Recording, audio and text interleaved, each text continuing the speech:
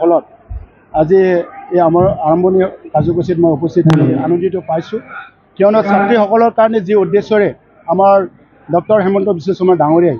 আৰু আমাৰ অসমৰ শিক্ষা বিভাগৰ মন্ত্ৰী ৰমেশ পেগু ডাঙৰীয়াই যিখিনি মানে চিন্তা কৰি ছাত্ৰীসকলক শিক্ষা দিব আগবাঢ়ি নিয়াৰ কাৰণে আমাৰ দুখীয়া পৰিয়ালৰ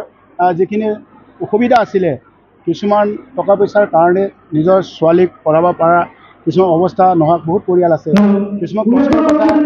আমাৰ হেমন্ত বিশ্ব শৰ্মা আমাৰ মুখ্যমন্ত্ৰী ডাঙৰীয়াক অৱগত কৰাইছিলে আৰু এই অৱগত কৰা দায়িত্বখিনি তেখেতে পালন কৰিছে এইটোৱে ৰজাৰ কাম তো মুখ্যমন্ত্ৰী ডাঙৰীয়াই আমাৰ অসমৰ মুখ্যমন্ত্ৰী আৰু তেখেতে প্ৰজাবিলাকৰ যিখিনি কথা কথা যেতিয়া কয় তেখেতে এই কথাবিলাক সমস্যা সমাধান কৰাৰ কাৰণে চেষ্টা কৰে এইটোৱে এটা ৰজাৰ দায়িত্ব এইখিনি কাম কৰাৰ কাৰণে মই আমাৰ ছাত্ৰীসকলৰ কাৰণে যি মানে বেনিফিচিয়াৰী আমাৰ নিযুত মইনা আঁচনি পাইছে ছাত্ৰীসকলে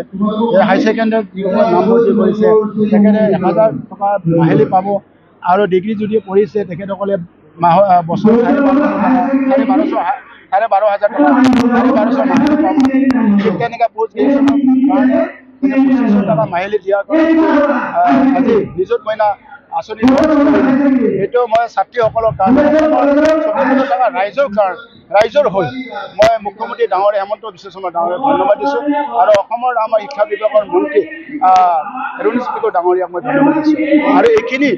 আমাৰ চৰকাৰৰ দায়িত্ব থাকে আমাৰ মুখ্যমন্ত্ৰী ডাঙৰীয়া ৰমেশ পেগু ডাঙৰীয়াই এইখিনি দায়িত্ব পালন কৰিছে মই অনুৰোধ ৰাখিব বিচাৰিছোঁ ছাত্ৰীসকলক চৰকাৰটো ৰাইজে বনায় আৰু ৰাইজক সহযোগ কৰাটো চৰকাৰৰ কাম সেইকাৰণে ছাত্ৰীসকলক যাতে যি উদ্দেশ্য